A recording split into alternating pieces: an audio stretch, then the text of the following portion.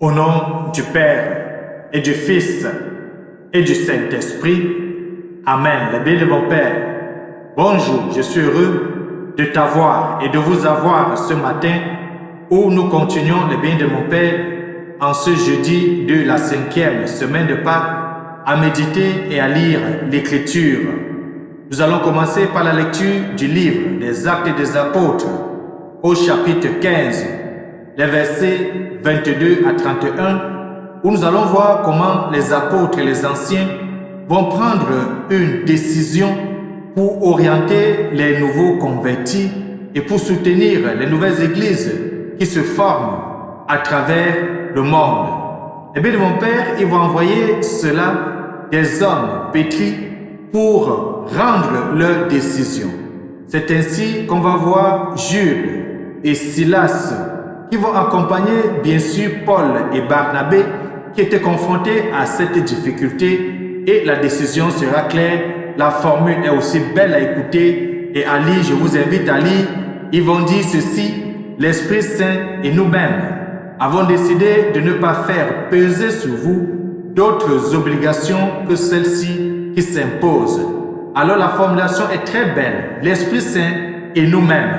Nous allons revenir plus tard dans le partage de la méditation sur cette formule pleine de sens.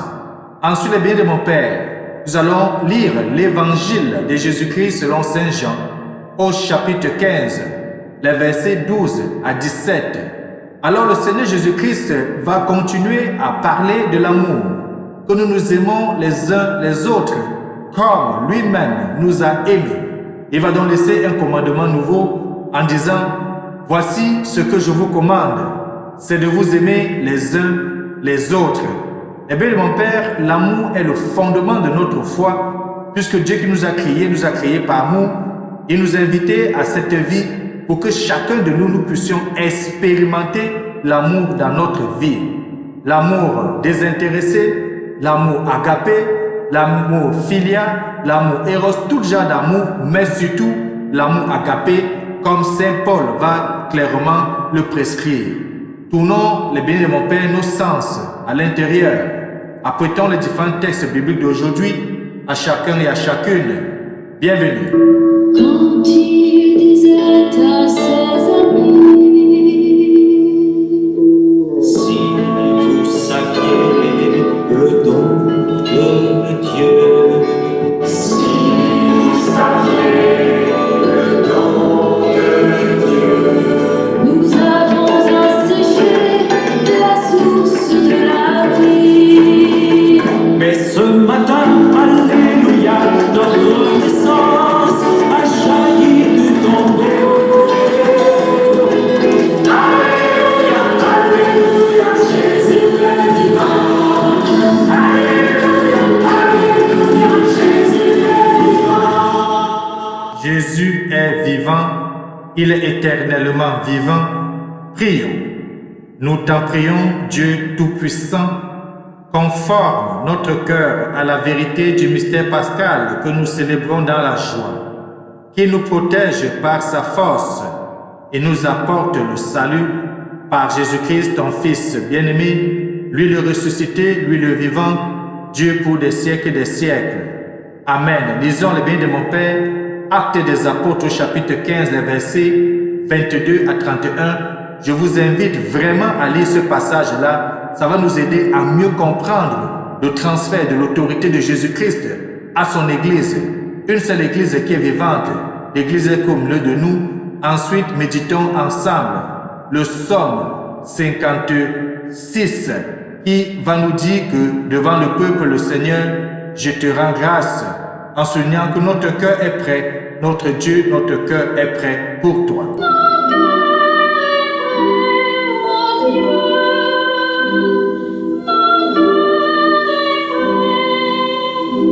Je veux chanter, je veux jouer pour toi.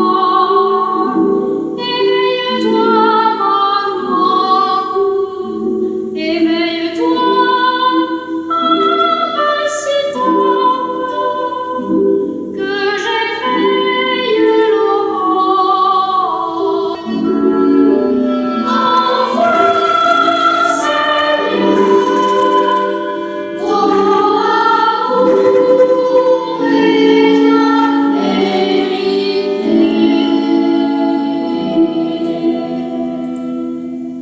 Évangile de Jésus-Christ selon Saint Jean, au chapitre 15, les versets 12 à 17.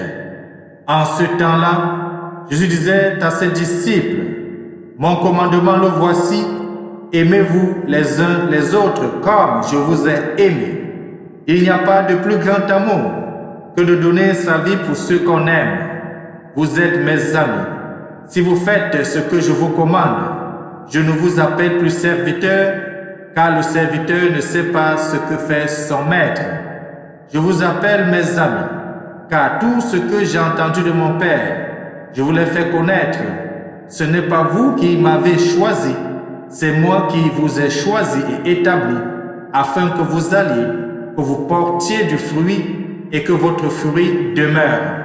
Alors, tout ce que vous demanderez au Père à mon nom, il vous le donnera. Voici ce que je vous commande, c'est de vous aimer les uns les autres. Acclamons la parole de Dieu. Louange à toi, Seigneur Jésus-Christ. Voici ce que je vous commande, c'est de vous aimer les uns les autres. Les bénis de mon Père, notre Seigneur Jésus-Christ est l'exemple de l'amour. Notre Seigneur Jésus-Christ est l'amour idéal. Et ce qui nous a laissé de beau et de fondamental, et ce qui est de meilleur dans le monde dans lequel nous vivons, il n'y a pas deux choses. C'est tout simplement la croix. Parce que la croix du Christ est le signe de l'éternel amour. La croix du Christ est le signe du don total de sa personne. La croix du Christ est le signe de l'amour que le Seigneur a manifesté au milieu de nous. Eh bien, mon Père, n'oublions jamais le rôle de notre Seigneur Jésus-Christ et le rôle qu'il a joué au milieu de nous, c'est que nous sommes appelés chacun, chacune, à participer pleinement à la résurrection du Seigneur Jésus-Christ. Nous sommes appelés donc, les bénis de mon Père, à participer à la résurrection de celui qui a donné sa vie pour nous. Nous sommes aussi appelés à aimer comme il a aimé, c'est ce qu'il dit d'ailleurs. Davantage, les bénis de mon Père, nous sommes invités à nous aimer comme Jésus lui-même nous a aimés. Il ne s'agit manifestement pas de sentiments humains, d'autant que ce sont les sentiments qu'il est difficile de commander. Nous sommes, chacun et chacune, invités à monter plus haut et à laisser l'Esprit agir en nous comme l'Esprit agit dans le cœur et en Jésus-Christ. C'est lui qui peut élever notre humaine capacité d'aimer au niveau de la vraie charité.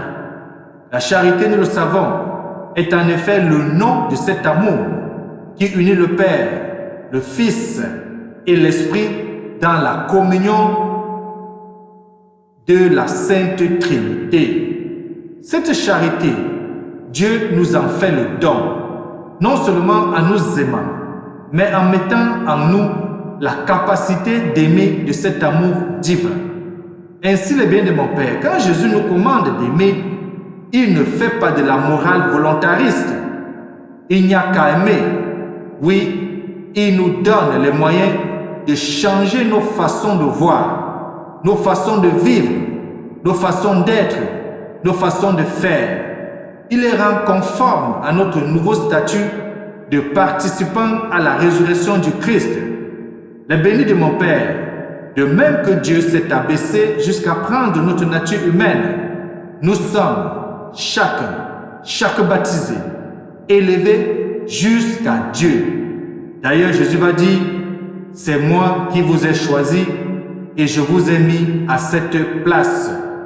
Eh bien, de mon Père, quand on lit en profondeur cet évangile, on voit tout petit peu que Jésus est vraiment de façon subtile en train d'annoncer son départ et de procéder progressivement au transfert d'autorité. Et ça se matérialise pleinement dans la première lecture que nous avons lue et que nous avons écoutée. On voit comment les apôtres, les anciens, après avoir pris en main l'interrogation apportée par Paul et Barnabé portant sur l'imposition de la circoncision aux nouveaux baptisés, ils vont se réunir, ils vont prier, ils vont réfléchir et ils vont trouver une orientation, ils vont trouver une décision, ils vont donner le fruit de leur méditation.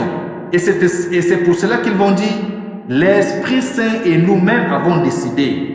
Eh bien, de mon Père, ce passage doit attirer notre attention. Nous écoutons souvent les gens autour de nous dire qu'on n'a rien à ajouter dans la parole de Dieu, on n'a non plus rien à enlever. Ce que les apôtres viennent d'énoncer ici, si nous lisons tout l'évangile, Jésus n'a rien dit de pareil. Jésus n'a pas interdit explicitement, il n'y a aucune orientation évangélique où Jésus dit ne mangez pas les viandes étouffées, ne mangez pas, n'est-ce pas, les viandes non saignées. Jésus ne pose pas ce problème-là. Mais Jésus, étant venu accomplir la loi, s'inscrit dans le principe de Lévitique. Et nous savons que c'est un principe de Lévitique qui était donné au peuple juif dans les lois qu'il devait observer. Mais aujourd'hui, les apôtres eux-mêmes donnent une loi claire, explicite, donnent une obligation explicite aux nouveaux convertis, aux nouveaux baptisés. Et c'est pour cela qu'ils disent que c'est à travers l'Esprit Saint et eux-mêmes, par l'autorité que le Christ les a confiée, par le choix que le Christ dit dans l'évangile, c'est moi qui vous choisis, ce n'est pas vous qui me choisissez. Alors, par cette autorité, tout ce que vous pouvez sceller sur la terre sera scellé au ciel. Tout ce que vous allez délier sur la terre sera délié au ciel. En d'autres termes, bien de mon Père, Jésus procède à un transfert d'autorité à son église militante, à son église qui vit, à son église qui est au milieu de nous. Mais la question que nous pouvons nous poser aujourd'hui, c'est quelle est cette église-là en réalité? Quelle est cette église à qui Jésus a transféré son autorité? Alors dans l'évangile, il choisit d'abord une personne qui est Pierre. Tu es Pierre, et sur cette pierre, je fonderai mon église. Dans les actes des apôtres, partout, après la résurrection, celui qui annonçait le Christ ressuscité, c'était d'abord Pierre. Pierre se mettait devant, il faisait le discours, il annonçait la parole, et d'autres suivaient. D'ailleurs, hier et avant-hier, lorsque Paul et Barnabé ont apporté le problème, la première personne qui a parlé, c'était Pierre. Et parce que Pierre a parlé, Jacques aussi s'est aligné sur ce que Pierre a dit. Et aujourd'hui, ce n'est pas la collégialité qu'ils prennent cette décision. Nous, ce n'est plus seulement le nom de Pierre, ce n'est plus seulement Jacques, ce n'est plus Matthias. Non, c'est tous les apôtres réunis, surtout avec l'Esprit Saint qui a décidé avec eux et à travers eux. Alors, les bénis de mon Père, regarde autour de toi, regarde ta foi. Si tu n'es pas dans ce qu'on appelle la succession apostolique, la succession qui part de Pierre, les apôtres, avec les premiers évêques, avec l'évêque de Rome, jusqu'à aujourd'hui, pose-toi la question si tu es vraiment au bon endroit. Et que Dieu Tout-Puissant nous bénisse aujourd'hui et nous garde. Lui qui est Père, Fils et Saint-Esprit. Amen. Bonne journée.